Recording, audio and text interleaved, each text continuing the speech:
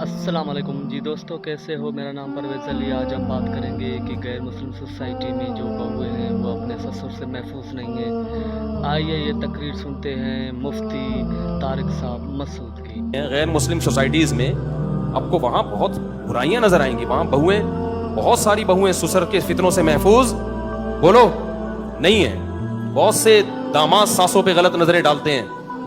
اسلام نے ایک پاکیزہ معاشرہ تشکیل کیا ہے کہ بھائی تمہارے لیے تمہاری بیوی ہے، اس کی ماں کو ماں کی حیثیت سے دیکھنا ہے، کسی اور طرح سے تمہیں اس عورت پہ نظر ڈالنے کی اجازت نہیں ہے، ریزرو رہنا ہے.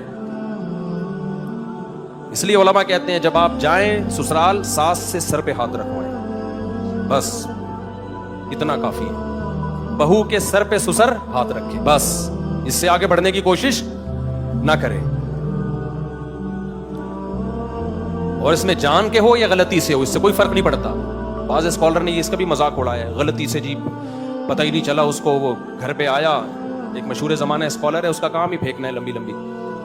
گھر پہ آیا تو پتہ ہی نہیں چلا. بیشتی زیور کا مسئلہ ہے نا کہ بیوی ہے یا بیٹی سو رہی ہے، اور بیوی سمجھ کے اس سے ریلیشن کر لیا تو پتہ چلا وہ تو بیٹی سے ریلیشن ہو تو بیٹی کی ماں حرام ہو جاتی ہے.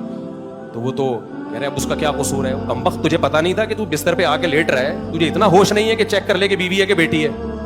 اتنا فیور دے رہے ہیں اس کو کہ ہائے بیچارے کو تو پتہ ہی نہیں چلا.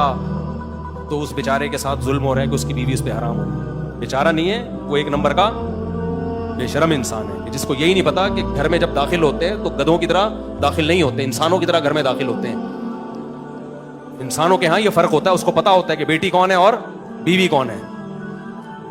سمجھتے ہیں کہ نہیں سمجھتے ہیں؟ تو اس لیے یہ حرمت مصاہرہ کا مسئلہ کہلاتا ہے. اس کا قرآن نے بھی ذکر کیا ہے، پھر صحابہ سے بھی ثابت ہے، تابعین سے بھی ثابت ہے. تو خیر ہم اپنی بات لے کے چلتے ہیں، تو کچھ مسائل بیچ میں آ جاتے ہیں تاکہ اپنے رشتوں کو خراب نہ کریں اور یہ نئے نئے اسکالرز کی باتوں میں نہ آئیں. عبداللہ بن عمر رضی اللہ تعالی عنہ کی باندی تھی، تو وہ جب باندی کے قریب گئے تو پھر ارادہ ہوا کہ میں اس باندی کو ہبہ کر دیتا ہوں اپنے باپ کو، حضرت عمر کو، تو گفٹ میں دے دیتا ہوں. حضرت عمر نے فرمایا اب یہ میرے لیے حلال نہیں ہے. بیٹے نے جب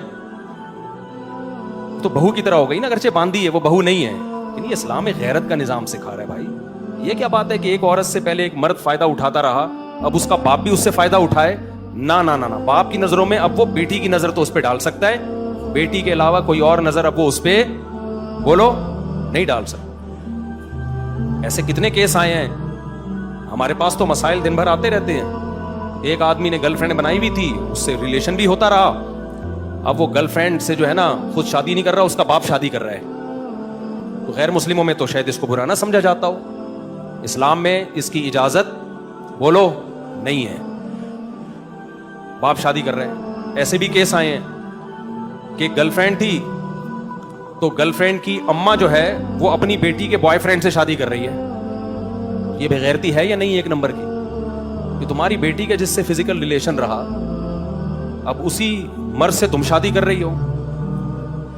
تو جن کے ہاں مذاق اڑا رہے ہیں آج کل لوگ بیشتی زیور کے مسائل کا، کہ بیشتی زیور میں یہ لکھا ہوا ہے، یہ لکھا ہوا ہے. تو یہ وہ لوگ ہیں جن کو نہ قرآن و سنت کا پتہ نہ حدیث کا پتہ. ابھی میں نے خلا پہ کلپ ریکارڈ کروایا تھا نا ڈیٹیل میں، اس سے آپ لوگوں کو اندازہ ہو گیا ہوگا کہ پراپر علم حاصل کرنا ایک الگ چیز ہے اور چند کتابیں پڑھ کے کوئی اسکالر بن جانا ایک الگ چیز ہے. خیر